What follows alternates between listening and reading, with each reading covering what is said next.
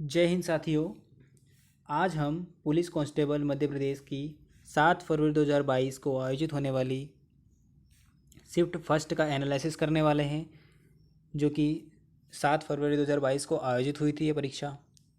और इसमें पूछे गए सभी जीके और साइंस के प्रश्नों के साथ साथ एक्स्ट्रा फैक्ट भी कवर करने वाले हैं।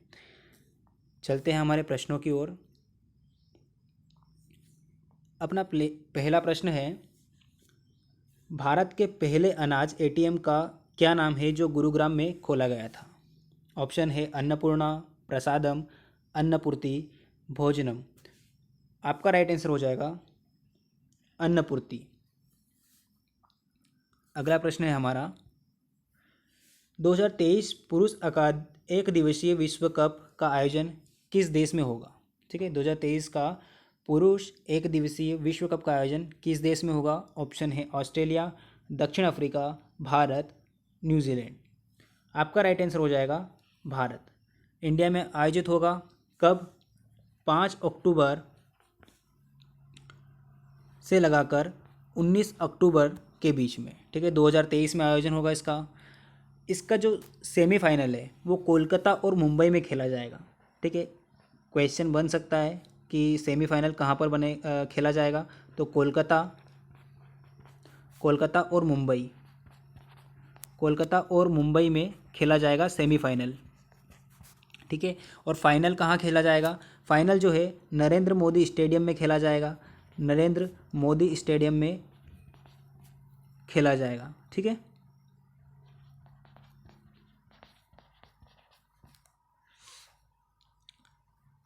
तो 2000 पुरुष एक दिवसीय विश्व कप का आयोजन भारत में होगा। ठीक है, अगला प्रश्न जो है, गलत मिलान चुनें।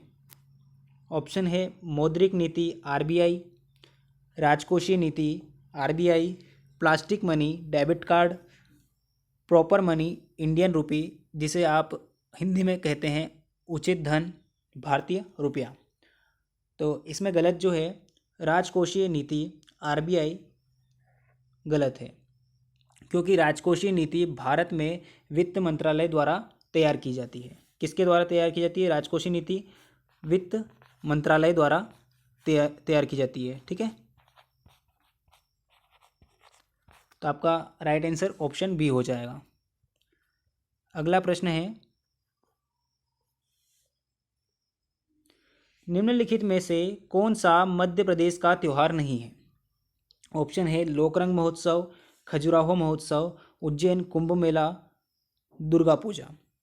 आपका राइट आंसर हो जाएगा दुर्गा पूजा, क्योंकि यह पश्चिम बंगाल का एक उत्सव है। ठीक है, कहाँ का है? पश्चिम बंगाल का। बाकी तीनों जो है मध्य प्रदेश के उत्सव है, जैसे लोकरंग महोत्सव, खजुराहो महोत्सव, उज्जैन कुंभ मेला, ये मध्य प्रदेश के त्यौहार हैं।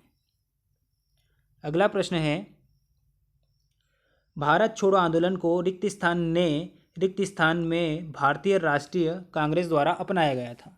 ऑप्शन है महात्मा गांधी द्वारा कोलकाता में, महात्मा गांधी द्वारा बॉम्बे में, गोपाल कृष्ण गोखले द्वारा कानपुर में, या फिर गोपाल कृष्ण गोखले द्वारा चंपारण में। आपका राइट आंसर हो जाएगा महात्मा गांधी द्वारा बॉम्बे में। ठीक है, इसकी अध्यक्षता किसने करी थी? तो अबुल कलाम आज़ाद ने करी थी। किसने करी थी? अबुल कलाम आज़ाद ने इसकी अध्यक्षता करी थी। ठीक है, अबुल कलाम आज़ाद ने अध्यक्षता करी थी। और 8 अगस्त 1942 को क्या अपनाया गया था? ठीक है, 8 अगस्त 1942 को यह अपनाया गया था। मतलब भारत छोड़ो जो आंदोलन है वो मंजूर हो गया था कि इसे जो है भारत में शुरू किया जाएगा। ठीक है, फिर 9 अगस्त 1942 को लागू हो गया था। ठीक है, शुरू कब से हुआ था? तो 8 अगस्त को तो इन्होंने अपनाया था, फिर 9 अगस्त से यह स्टार्ट हो गया था भारत छोड़ो आंदोलन। ठीक है, और इसी आंदोलन में गांधी जी ने करो या मरो का नारा दिया था। ठीक है, करो या मरो का नारा। करो या मरो का जो नारा है उससे 2 क्वेश्चन बन सकते हैं। पहला तो यह किसने दिया था? तो महात्मा गांधी ने दिया था। और दूसरा यह कि यह कब दिया गया था? किसके अंतर्गत दिया गया था? भारत छोड़ो जो आंदोलन था उस समय यह करो या मरो का जो नारा है वो महात्मा गांधी द्वारा दिया गया था। अगला प्रश्न है हमारा, दुर्गाबाई देशमुख रिक्त स्थान महिला सभा की संस्थापक थी। ऑप्शन है कोलकाता, असम, आंध्र या फिर राजस्थान। तो आपका राइट आंसर हो जाएगा आंध्र। ठीक है, आंध्र महिला सभा की संस्थापक थी ये दुर्गाबाई देशमुख। अगला है, बरिंद्र कुमार घोष निम्नलिखित में से किस समाचार पत्र से जुड़े थे? ऑप्शन है इंडियन ओपिनियन, युगांतर, गदर या फिर द पायनियर। आपका राइट आंसर हो जाएगा युगांतर। ऑप्शन बी युगांतर जो है आपका राइट आंसर हो जाएगा। वारिंद्र कुमार और भूपेंद्रनाथ दत्त ने, ठीक है, इनके साथ साथ किसने किया था? भूपेंद्रनाथ दत्त ने भी किया था। ठीक है, भूपेंद्रनाथ दत्त, इन दोनों ने मिलकर 1906 में, कब किया गया था इसकी शुरुआत कब की गई थी? तो 1906 में ये समाचार पत्र जो था इसकी शुरुआत करी थी इन्होंने। ठीक है, तो वारिंद्र कुमार घोष और भूपेंद्रनाथ दत्त ने जो है बंगाल में क्रांतिकारी विचारधारा के समर्थक थे ये। तो बंगाल में क्रांतिकारी विचारधारा का समर्थन किसने किया था? वारिंद्र कुमार घोष और भूपेंद्रनाथ दत्त ने किया था। 1906 में युगांतर जो समाचार पत्र है इसकी शुरुआत करी थी इन्होंने। ठीक है, 1905 में जो है वारिंद्र कुमार घोष जी जो थे इन्होंने क्या किया था? भवानी मंदिर पुस्तक लिखी थी। तो एग्ज़ाम में आपसे पूछा जा सकता है कि भवानी मंदिर जो पुस्तक है, ठीक है, वो किन की रचना है? ठीक है, भवानी मंदिर इन्होंने पुस्तक लिखी थी वारिंद्र कुमार घोष ने। अब जो गदर है यहाँ पर, इनसे भी एक गदर समाचार पत्र जो था इससे भी क्वेश्चन पूछे जाते हैं कि इसकी शुरुआत कब हुई थी? तो 1 नवंबर 1913 से इस अखबार के शुरुआत हुई थी। इस अखबार का प्रकाशन हुआ था 1 नवंबर 1913 से। पहले यह उर्दू में स्टार्ट जब हुआ था उस समय किस भाषा में लिखा जाता था? तो उर्दू में प्रकाशित हुआ था। फिर 9 दिसंबर से यह गुरुमुखी लिपि में छपने लगा था। ठीक है, कब से? तो 9 दिसंबर से। ठीक है, 9 दिसंबर से गुरुमुखी लिपि में छपने लगा था ये गदर समाचार पत्र। और इसके पहले पृष्ठ पर क्या छपता था? तो इसके ये जो गदर समाचार पत्र था इसके पहले पृष्ठ पर छपता था अंग्रेजी राज का कच्चा चिट्ठा। क्या छपता था? अंग्रेजी राज का कच्चा चिट्ठा। अंग्रेजी राज का कच्चा चिट्ठा। ठीक है, अंग्रेजी राज का कच्चा चिट्ठा जो है इसके पहले पृष्ठ पर छपता था। बहुत इंपॉर्टेंट है क्योंकि अधिकतर एग्जाम्स में पूछा जा चुका है कि अंग्रेजी राज का कच्चा चिट्ठा किसके फ्रंट पेज पर छपता था? तो गदर समाचार पत्र था, इसके फ्रंट पेज पर छपता था। अगला प्रश्न है, 2024 के ओलंपिक खेल कहाँ आयोजित होंगे? ठीक है, 2024 के ओलंपिक खेल पेरिस में आयोजित होंगे। आपका राइट आंसर बी पेरिस हो जाएगा। अगला प्रश्न है, कप्तान रूप सिंह स्टेडियम में पहला क्रिकेट वनडे कब खेला गया था? ऑप्शन है 1985, 1988, 1990 और 1992। आपका राइट आंसर हो जाएगा 1988। 22 जनवरी 1988 को यह खेला गया था। ठीक है, किस किस के बीच में खेला गया था? यह भी अधिकतर एग्जाम्स में पूछा जाता है कि किन किन मतलब देशों के बीच खेला गया था। तो भारत और वेस्ट इंडीज़ के बीच खेला गया था। ठीक है, भारत और वेस्ट इंडीज़ के बीच खेला गया था।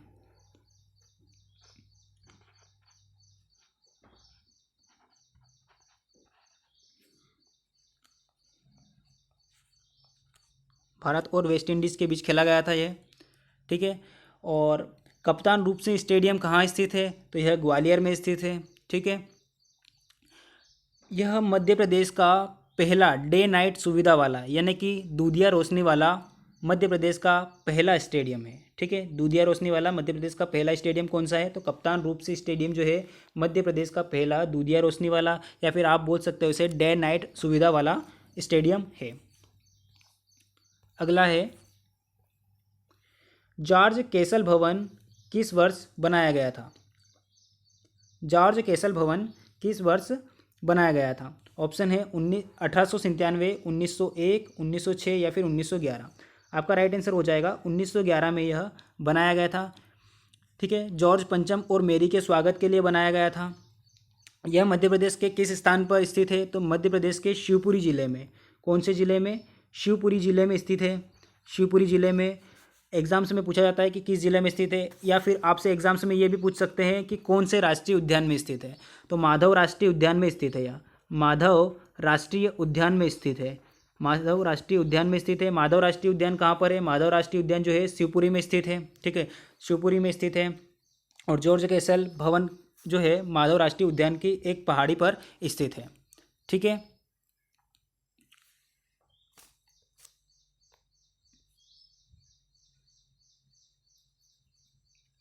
अगला प्रश्न है हमारा, निम्नलिखित में से किस भारतीय क्रिकेटर को दीवार उपनाम दिया गया था? ऑप्शन है सचिन तेंदुलकर, सौरव गांगुली, कपिल देव या फिर राहुल द्रविड़। आपका राइट आंसर हो जाएगा राहुल द्रविड़। राहुल द्रविड़ को दीवार जो है उपनाम से भी जाना जाता है इन्हें। इसके बाद हम सचिन तेंदुलकर की बात करते हैं। इन्हें किस नाम से जाना जाता है? सचिन तेंदुलकर जो है उन्हें क्रिकेट के भगवान और मास्टर ब्लास्टर, ठीक है, मास्टर ब्लास्टर के नाम से भी जाना जाता है और क्रिकेट के भगवान भी कहा जाता है इन्हें। सौरव गांगुली के बारे में बात करते हैं। इन्हें किस उपनाम से जाना जाता है? तो सौरव गांगुली को बंगाल टाइगर के नाम से जाना जाता है। बंगाल टाइगर, ठीक है, बंगाल टाइगर के नाम से जाना जाता है। और दादा के नाम से भी जाना जाता है इन्हें। ठीक है, दादा के नाम से भी जाना जाता है इन्हें। इसके बाद इन्हें प्रिंस ऑफ कोलकाता भी कहा जाता है। ठीक है, कपिल देव के बारे में बात करते हैं। कपिल देव को हरियाणा हरिकेन के नाम से जाना जाता है। ठीक है, ये जो उपनाम है इनका हरियाणा हरिकेन, हरियाणा हरिकेन। ठीक है, तो हमने ऑप्शन से भी क्वेश्चन कवर कर रहे हैं ताकि आगे आने वाली एग्जाम से में अगर पूछा जाए तो आपको याद रहे। अगला प्रश्न है हमारा, राजघाट बांध रिक्त स्थान नदी पर निर्माणाधीन एवं अंतरराजकीय बांध परियोजना है। ऑप्शन है केन, बेतवा, सोन या फिर तवा। तो ये जो राजघाट बांध है ये बेतवा नदी की परियोजना है। किसकी? बेतवा नदी की परियोजना है। अगला प्रश्न है, मध्य प्रदेश का उच्चतम बिंदु धूपगढ़ निम्नलिखित में से किस जिले में स्थित है? ऑप्शन है इंदौर, सागर, बालाघाट या फिर होशंगाबाद। तो आपका राइट आंसर हो जाएगा होशंगाबाद जिले में यह स्थित है। धूपगढ़ जो चोटी है मध्य प्रदेश की सबसे ऊंची चोटी है और किसके अंतर्गत आती है? तो महादेव श्रेणी पर स्थित है। ठीक है, महादेव श्रेणी। सतपुड़ा पर्वत, ठीक है, सतपुड़ा पर्वत श्रेणी की जो मतलब सबसे ऊंची चोटी है ये, और पंचमढ़ी में स्थित है। ठीक है, पंचमढ़ी में स्थित है। पंचमढ़ी जो है होशंगाबाद में स्थित है। ठीक है, इसके बाद इसकी ऊंचाई कितनी है? ऊंचाई कितनी है इसकी? तो ऊंचाई है 1350 मीटर। कितनी है?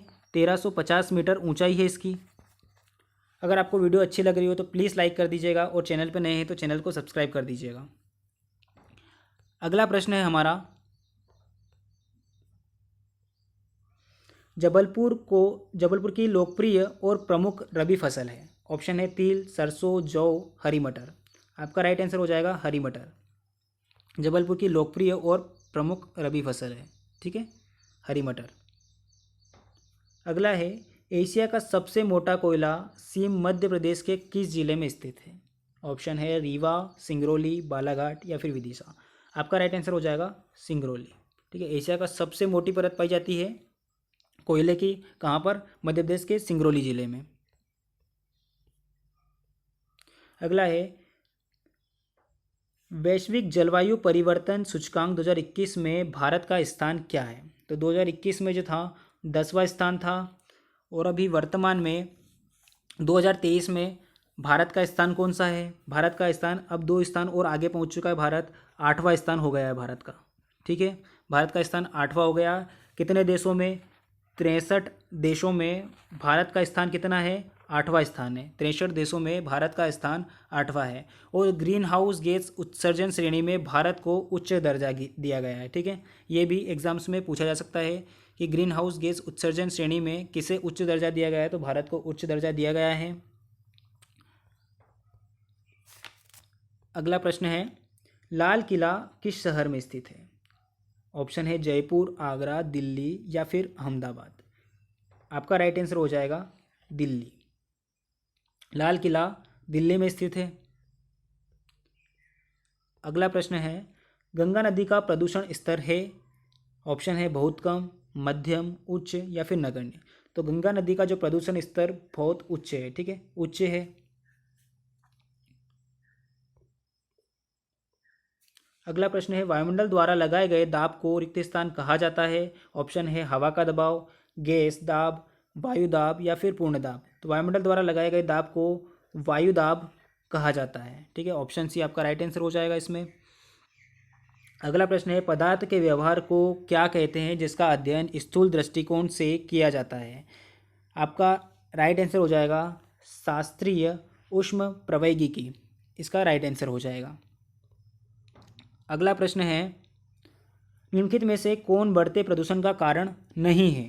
ठीक है, ऑप्शन है जल निकायों में जहरीले कचरे को डंप करने वाला उद्योग, अजैव निम्नकरणीय अवशिष्ट जैसे प्लास्टिक की बोतलें, पॉलीथीन आदि नदियों झीलों आदि में फेंकना, या फिर तेल फैलने से समुद्री जीवन नष्ट हो जाता है, या फिर वन रोपण। आपका राइट आंसर हो जाएगा वन रोपण, क्योंकि वन रोपण करने से प्रदूषण बढ़ेगा नहीं, प्रदूषण घटेगा, इसलिए आपका राइट आंसर डी हो जाएगा। अगला प्रश्न है, कौन सा वायु प्रदूषक हमारे रक्त के हीमोग्लोबिन के साथ जुड़ता है?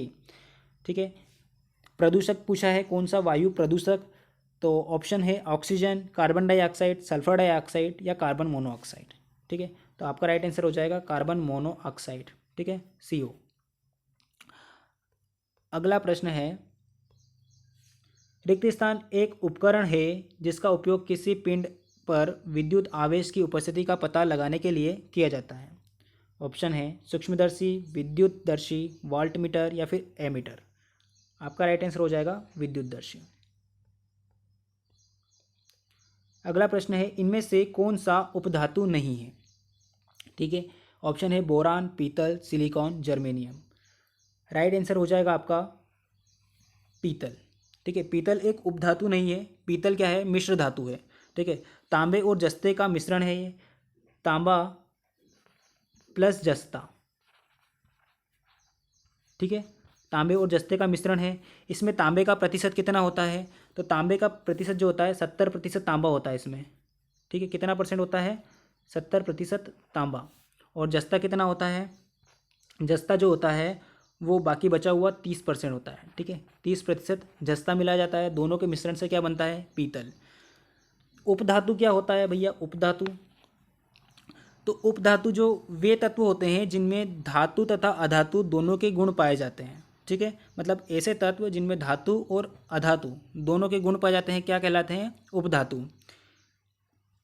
जैसे boron, silicon, germanium, arsenic, antimony और टेल्यूरियम और पोलोनियम, ये जो है क्या होते हैं? उपधातु होते हैं। ठीक है, 7 उपधातु होते हैं। अगला प्रश्न है, रिक्त स्थान का उपयोग आटे को मजबूत करने वाले के रूप में किया जाता है।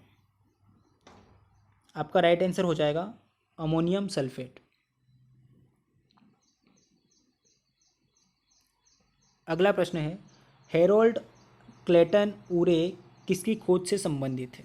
सूखी बर्फ, ड्यूटेरियम, कठोर पानी या फिर तरल नाइट्रोजन। आपका राइट आंसर हो जाएगा इसमें ड्यूटेरियम के लिए। हेरोल्ड क्लेटन उरे जो है इनकी खोज से संबंधित है। किसकी खोज से संबंधित है? ड्यूटेरियम की। ड्यूटेरियम की खोज हेरोल्ड क्लेटन उरे ने की थी। अगला प्रश्न है, निम्नलिखित में से कौन सा रोग मच्छर द्वारा संचरित नहीं हो सकता है? ऑप्शन है डेंगू, मलेरिया, लसिका, फाइलेरिया या फिर मधुमेह। आपका राइट आंसर हो जाएगा मधुमेह। ठीक है, मधुमेह आपका राइट आंसर हो जाएगा।